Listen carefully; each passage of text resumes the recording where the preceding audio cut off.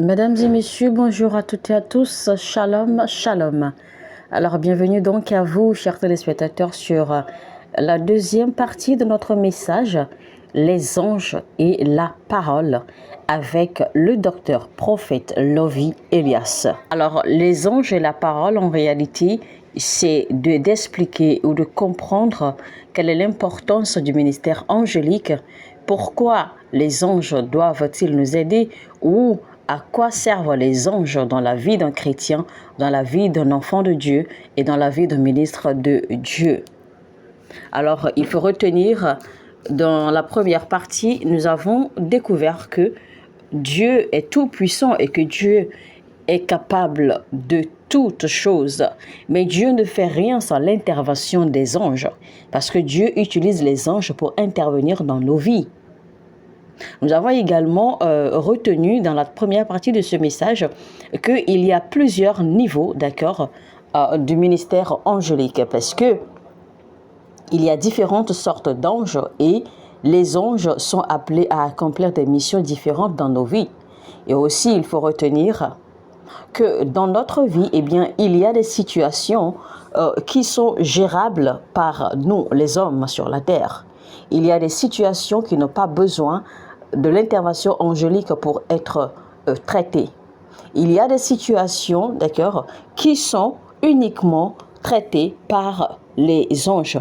Il y a également des situations qui sont uniquement traitées par Dieu lui-même.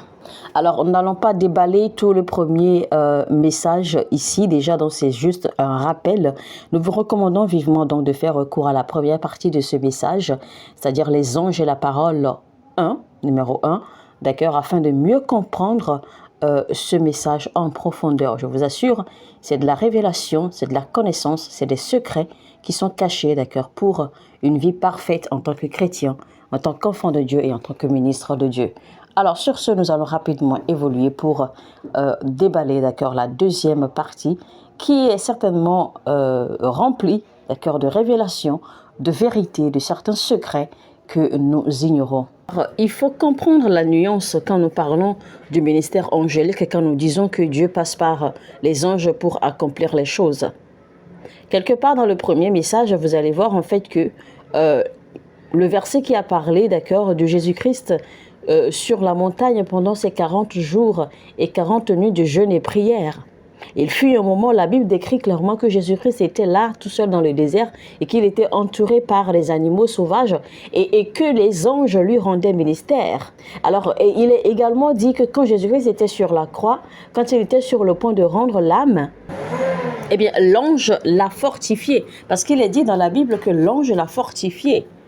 Mais alors si c'est l'ange qui l'a fortifié, c'est Dieu qui a envoyé l'ange pour le fortifier. C'est Dieu qui a fortifié Jésus-Christ, mais en utilisant l'ange comme canal. Alors quand nous disons par exemple que le Saint-Esprit nous a fortifiés, évidemment c'est le Saint-Esprit qui nous fortifie, mais le canal qui est utilisé pour nous toucher, c'est l'ange. Ce sont les anges. Ce n'est pas que Dieu va descendre dans sa majesté lui-même et puis vous toucher, non. Mais il utilise les anges comme canal. Ce sont des intermédiaires par lesquels Dieu passe. N'oubliez pas, Dieu, il est esprit. Et Dieu, c'est la Trinité. Il y a Dieu le Père, Dieu le Fils, Jésus-Christ et Dieu le Saint-Esprit. Donc, ces trois, en fait, sont en Dieu. Et donc, ces trois éléments en Dieu travaillent dans notre vie, nous rendent ministère. Mais ils utilisent un canal pour nous atteindre, pour nous toucher. Et ce canal, ce sont les anges. Donc tout ce qui se passe autour de nous et tout ce qui se passe dans notre ministère, même les miracles qui se produisent et tout, ce sont les anges parce que il y a des anges, chaque catégorie d'anges en fait est assignée, d'accord, pour accomplir une mission particulière. Donc, il y a des anges qui sont détachés pour servir d'intermédiaire, de canal, en fait, pour manifester les guérisons. Il y a des anges qui sont détachés, qui sont mandatés pour manifester les miracles de conception, les miracles de bénédiction, et ceci et cela. Il y a des anges qui sont mandatés pour transporter vos prières. Les anges sont mandatés pour opérer la manifestation de l'exaucement de vos prières. Donc, les anges, en fait, constituent le canal que Dieu utilise, le canal à travers lequel le Saint-Esprit touche, le canal à travers lequel Dieu touche. Et Dieu qui touche, c'est le Saint-Esprit. Dieu, c'est l'Esprit. Jésus-Christ, c'est Dieu. Donc tout ça, c'est en une chose. Mais ils utilisent un canal pour nous toucher. Et c'est ce que je voudrais en fait que vous compreniez dans ce message. Il ne faut pas penser que, parce que nous disons que c'est les anges qui opèrent les miracles, et que c'est les anges qui nous aident, et que c'est les anges qui nous fortifient, et que c'est les anges qui nous soutiennent, et donc que Dieu ne fait rien ou que le Saint-Esprit ne fait rien. Non, ce n'est pas ça. Il faut comprendre ici que les anges constituent le canal, le moyen par lequel Dieu passe pour opérer toutes ces choses. Sinon, ces choses en fait vont rester dans le règne spirituel. Mais pour que toutes ces choses, ces manifestations auxquelles nous assistons puissent paraître dans le règne physique, il faut l'intervention des anges pour les faire paraître du règne céleste au règne physique. C'est pour cela qu'il est important qu'enfant de Dieu, vous devez comprendre, vous devez avoir connaissance de ce canal-là. Vous devez avoir connaissance de cet intermédiaire. Et vous devez découvrir quel est votre ange ou quels sont les anges qui sont destinés, qui sont assignés à votre vie, à votre ministère.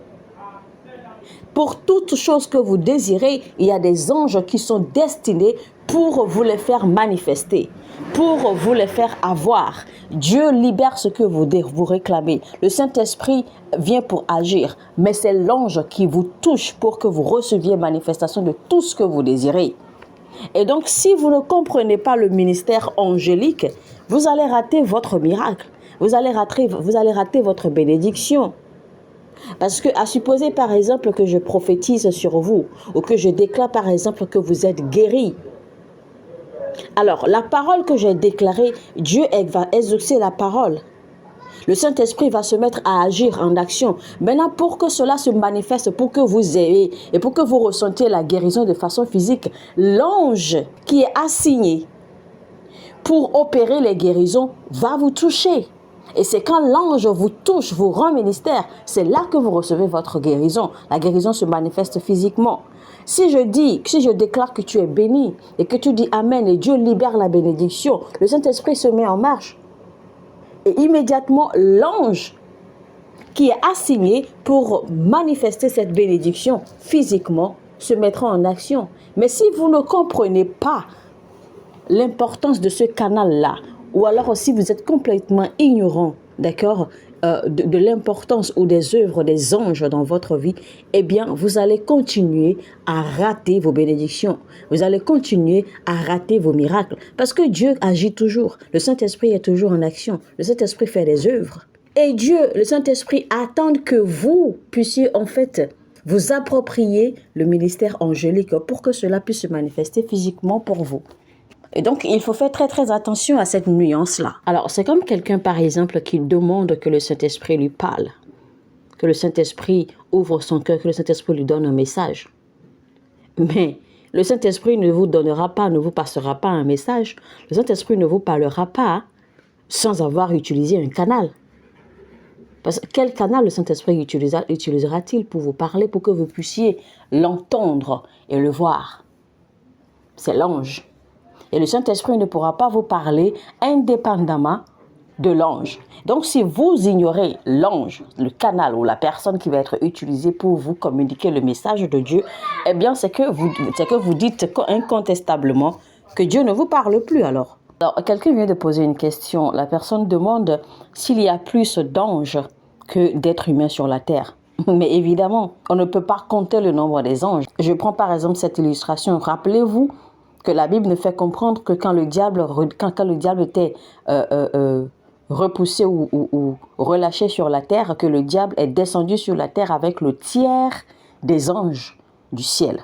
Et les anges, en fait, c'est l'armée céleste de l'Éternel.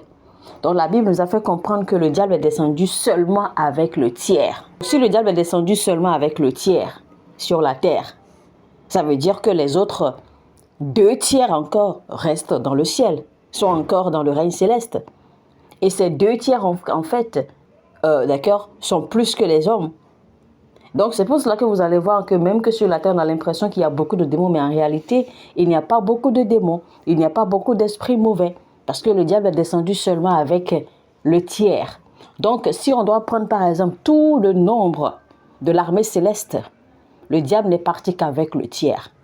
Et il ne les a pas multipliés.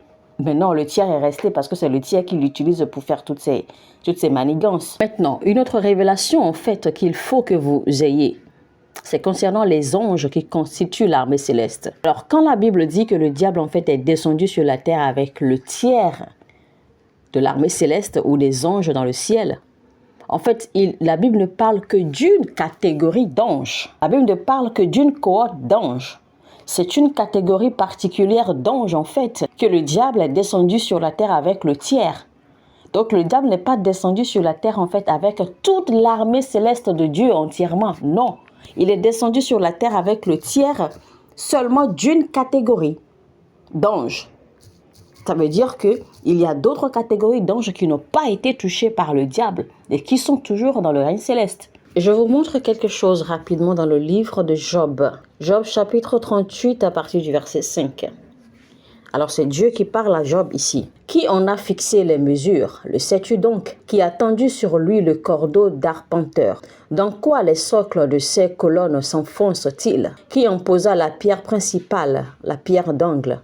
Quand les étoiles du matin éclataient unanimes dans des champs d'allégresse et que tous les anges de Dieu poussaient des cris de joie. Alors, il faut remarquer là déjà que la Bible a clairement séparé, d'accord, a fait une différence entre les étoiles du matin. La Bible dit d'abord les étoiles du matin et ensuite elle parle des anges de Dieu. Donc, ça veut dire qu'il y a une différence entre les étoiles du matin et les anges de Dieu. Et les étoiles du matin, en fait, c'est une catégorie d'anges. Et maintenant, ici, il parle des anges de Dieu. Les anges de Dieu, ici, en fait, en d'autres mots, c'est les fils de Dieu. Comme on l'a décrit, en fait, dans le livre de Genèse, quand on parlait de l'histoire d'Adam descendant sur l'histoire de Noé. Et donc, ces anges de Dieu, ou autrement appelés les fils de Dieu, d'accord, sont différents des étoiles du matin. Donc, ça fait déjà là deux catégories différentes d'anges. Et alors, en fait, ce terme fils de Dieu, en réalité, n'existe pas. C'est juste un terme ou alors une appellation que les hommes ont attribuée à une catégorie d'anges. Mais comment est-ce que nous avons découvert cela? Parce qu'il est écrit clairement dans la Bible que Dieu n'a jamais appelé les anges ses enfants. Il n'a jamais appelé un ange son fils. Parce que l'ange n'est même pas, en fait, à l'image de Dieu pour que Dieu l'appelle fils. Donc, cette appellation ou l'expression les fils de Dieu n'est qu'une appellation que les êtres humains, en fait, ont collée à une catégorie d'anges. Et cette catégorie d'anges, en fait, ce sont des anges qu'on appelle les veilleurs. Et ces veilleurs, en fait, ont une similarité. Avec les êtres humains. Ils ressemblent un peu, parce qu'ils ont pratiquement comme une forme humaine. Donc, ils ressemblent un peu aux êtres humains. Souvenez-vous, dans le livre d'Ézéchiel, il est écrit « J'ai vu le saint et j'ai vu un veilleur ». Ça veut dire que les anges qu'on appelle les saints sont différents des anges qu'on appelle les veilleurs. Et les veilleurs sont également différents de ceux qu'on appelle les étoiles du matin. Vous voyez que là, déjà, on sort trois différentes catégories d'anges. Donc, il y a les anges, ceux qui sont les saints, qu'on appelle les saints. Il y a ceux qu'on appelle les veilleurs, qui est encore appelé autrement dans la Bible les fils de Dieu. Et maintenant, il y a les étoiles du matin. Je vous montre encore quelque chose rapidement. Nous allons lire Ésaïe 14 à partir du verset 13. Ça, c'est Ézéchiel qui parlait en fait. Il disait, voilà, donc on va peut-être commencer par le verset 10 par exemple. Eux tous, ils s'adressent à toi en te disant, toi aussi, tu es maintenant sans force comme nous. Te voilà donc semblable à nous. Ton orgueil est précipité dans le séjour des morts, ainsi que le son de tes luttes. Les vers sont maintenant ta couche, la vermine ta couverture. Oh, comment es-tu tombé du ciel? Cette parole en fait s'adresse à Lucifer. Alors, astre brillant, vous voyez, fils de l'aurore. Donc, c'était ça en fait le nom de Lucifer. Lucifer était appelé fils de l'aurore, c'est-à-dire fils du matin et non l'étoile du matin. Donc, Lucifer n'avait même pas encore atteint le rang d'être appelé une étoile. Il n'avait pas. Il faut se rappeler rapidement que Lucifer faisait partie des anges, de toute la classe, de toute l'armée angélique de Dieu. Mais il appartenait à un rang qui n'avait rien à voir, d'accord, au rang des des étoiles du matin. Parce que Lucifer appartenait à un rang inférieur. Et donc Lucifer en fait cherchait à gravir les échelons. Lucifer cherchait en fait à monter des rangs afin d'être beaucoup plus proche de Dieu. Ça veut dire qu'il n'était même pas encore proche de Dieu. Et donc vous allez voir, c'est pour cela que la Bible, parce que Lucifer était appelé le fils de matin, le fils de l'aurore. Et le fils de l'aurore, il est plus bas que les étoiles du matin. Parce que les étoiles du matin, rappelez-vous, j'ai dit que c'est une autre catégorie d'anges. D'accord? Et donc, voici, cette parole, en fait, rappelle à Lucifer comment il est tombé, pourquoi il est tombé et quelles étaient ses intentions qui l'ont fait tomber. Alors, fils de l'aurore, toi qui terrassais les nations, comment est-il possible que tu aies été abattu à terre? Tu disais en ton cœur, je monterai au ciel, j'élèverai mon trône bien au-dessus des étoiles divines. Je siégerai un roi sur la montagne de l'assemblée des dieux, aux confins du septentrion. Je monterai au sommet des nuages. Je serai semblable au Très-Haut. Vous voyez un peu en fait les pensées de Lucifer. Donc Lucifer cherchait tous les moyens en fait pour se rapprocher, c'est-à-dire que pour être très très proche de Dieu. Donc Lucifer cherchait en fait à être monté d'accord à un rang supérieur du règne angélique afin d'être plus proche de Dieu. Ça veut dire que il y a des classes d'anges, d'accord, qui étaient supérieure à la classe d'ange à laquelle appartenait Lucifer. Et c'est pour cela que Lucifer enviait en fait ces classes et il voulait monter, d'accord, pour dépasser ces classes d'anges. Donc le diable n'avait même pas, d'accord, atteint le rang des étoiles du matin. Cette catégorie d'anges qu'on appelle les étoiles du matin, le diable n'était même pas là. Parce que son nom, c'était le fils de l'aurore. On ne l'appelle pas l'étoile du matin, non. Mais son nom, c'était le fils de l'aurore. Maintenant, souvenez-vous que le nom de Jésus-Christ, c'est l'étoile brillante du matin. Ça, c'est le nom de Jésus, l'étoile brillante du matin. Et quand on a nommé Jésus-Christ, quand on appelle Jésus-Christ l'étoile brillante du matin, ça veut dire que Jésus-Christ est au-dessus de toutes les étoiles du matin, qui font en fait une catégorie d'anges. Alors, qu'est-ce que cela signifie, d'accord, que ces anges soient appelés les étoiles du matin? En fait, que ces anges soient appelés des étoiles, c'est parce que ces anges étaient pratiquement semblables au Seigneur. Ces anges ressemblaient presque au Seigneur. Maintenant, nous savons tous que toute création, d'accord, ou toute créature cherche à ressembler à son Créateur. Alors donc, parce que ces anges appelés l'étoile du matin, en fait, sont si proches de Dieu qu'ils sont pratiquement à la ressemblance de Dieu, Lucifer voulait également ressembler à Dieu. Mais voilà, il a choisi la mauvaise façon. Il s'y est mal pris. Et voilà pourquoi il a été rejeté sur la terre. En fait, c'est un peu de la même façon que un chrétien peut tellement chercher, d'accord, à être comme Jésus. Un chrétien peut tellement chercher à ressembler à Jésus sur la terre que il se retrouve finalement à remplacer Jésus-Christ par lui-même. Parce que à force de chercher à être comme Jésus, à force de chercher à ressembler à Jésus, eh bien, il perd la personnalité de Jésus et il remplace sa personnalité par celle de Jésus. Et donc, finalement, il commence à se voir lui-même comme étant comme Jésus. Et quand c'est comme ça, naturellement, bien, il perd tout. Il devient très dangereux pour lui-même. Alors, il est plus qu'important que vous cherchiez à comprendre. Alors, il est plus qu'important que vous cherchiez à comprendre le ministère angélique. Parce que si vous êtes un chrétien que vous ne connaissez pas le ministère angélique, eh bien, il n'y a aucun moyen que vous puissiez jouir ou bénéficier des anges ou des activités des anges. Et ce qui est tout à fait normal, parce que quand vous ne connaissez pas une chose, il est impossible que vous puissiez en jouir. Donc si vous ne maîtrisez pas le ministère des anges, vous ne pourrez pas jouir de leurs activités, de leur réalité. Qui a changé le nom de Jacob? N'était-ce pas l'ange qui lui est apparu et qui lui a dit, tu ne t'appelleras plus Jacob, mais désormais tu t'appelleras Israël? C'était l'ange qui lui avait été envoyé. C'est l'ange qui lui a parlé.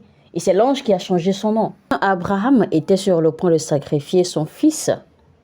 La Bible dit qu'un ange appela Abraham du ciel et lui dit, Abraham, arrête, ne sacrifie pas ton fils. Ne fais pas du mal au petit enfant, car maintenant je sais que tu aimes Dieu. Donc, qui avait demandé à Abraham de sacrifier son fils? C'était un ange.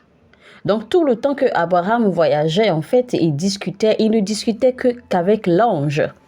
L'ange qui représentait Dieu. Et donc, c'était toujours à travers la voix de cet ange que Dieu réclama son fils. Donc, c'est l'ange qui lui a dit, donne-moi ton fils.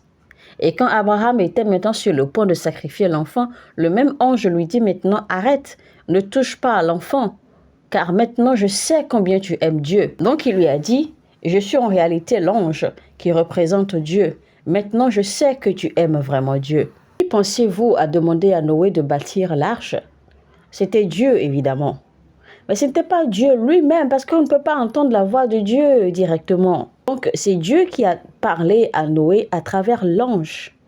Donc, l'ange lui a apporté le message. C'était l'ange Uriel, l'un des chefs de l'armée céleste. Quelqu'un vient de poser une question. La personne demande si les anges qu'on appelle les veilleurs, si leur seule mission, c'est juste de veiller. Mais là, non. Absolument non, je vous dis, parce qu'ils font plus que ça. En réalité, ce sont des anges très, très puissants. Ces anges-là, en fait, ces anges veilleurs sont très, très puissants. En réalité, c'est d'eux que la Bible a parlé dans Genèse chapitre 6, quand la Bible disait que un groupe d'anges, d'accord, en fait, sont descendus sur la terre et qui ont eu une intimité avec les enfants des êtres humains. Et c'est eux, en fait, qui étaient devenus les géants. Et qui ont eu plutôt des enfants, d'accord, qui étaient des géants. Maintenant, il faut aussi noter que les anges veilleurs, c'est-à-dire les anges qu'on appelle les veilleurs, également, ce sont eux qui détiennent les secrets de la terre. Parce que les veilleurs existaient, d'accord, avant la création de la terre. Donc, ils maîtrisent tous les secrets de la terre. Aussi, il y a également les étoiles, c'est-à-dire les anges qu'on appelle les étoiles, et aussi d'autres anges, les chérubins, d'accord, aussi, s'associent, d'accord, aux veilleurs également pour veiller. Et vous voyez, c'est pour cela que le diable maîtrise plus que nous où se trouve tout l'argent de la terre. Quelqu'un pose encore là une question concernant l'armée céleste. Vous savez, quand on parle en fait des cieux ou du ciel, eh bien, ce n'est pas juste un petit endroit. C'est un lieu très vaste, c'est une atmosphère très vaste. Le ciel, en réalité, n'est pas juste un endroit ou un lieu particulier. Non. Souvenez-vous, quand la Bible nous dit que Paul a dit qu'il a été transporté au 3e ciel. Alors, si Paul dit qu'il a été transporté, qu'il a été téléporté au 3e ciel, ça veut dire qu'il existe un 1er ciel, un 2e ciel, un 3e ciel et peut-être même un 4e, un 5e et un 6e et que ça évolue comme cela. Même dans le domaine de la guérison, c'est l'ange qui intervient. C'est l'ange que Dieu utilise pour opérer la guérison. Et le nom de cet ange, en fait, c'est Raphaël. Donc, en réalité, c'est l'ange Raphaël, d'accord, qui est l'ange qui opère la guérison. Et donc, c'est pour cela que nous appelons Dieu Jéhovah Rapha, c'est-à-dire le Dieu qui me guérit. Donc, Jéhovah Rapha, c'est le Dieu qui guérit les maladies.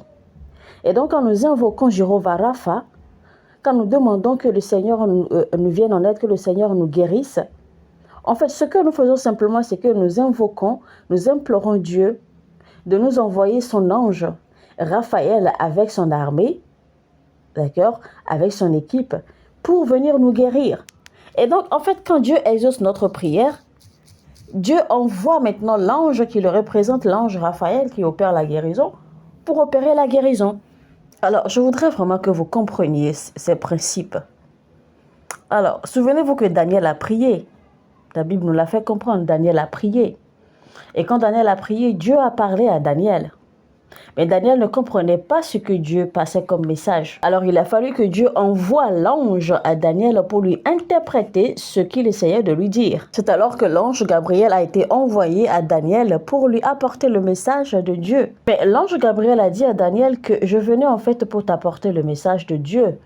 Mais j'ai été retenu par certains problèmes sur la terre. Et donc, il a fallu que l'archange Michel vienne à mon secours pour m'aider à régler ce problème-là, de sorte à ce que je puisse venir maintenant te délivrer le message de Dieu. Alors, pensez-vous que si Daniel avait compris le message que Dieu essayait de lui passer, il aurait besoin de jeûner encore 21 jours? Mais non, il aurait simplement commandé, d'accord, par la foi, il aurait simplement commandé et que l'ange, que l'archange Michel, d'accord, vienne immédiatement au secours de Gabriel pour que Gabriel soit libéré.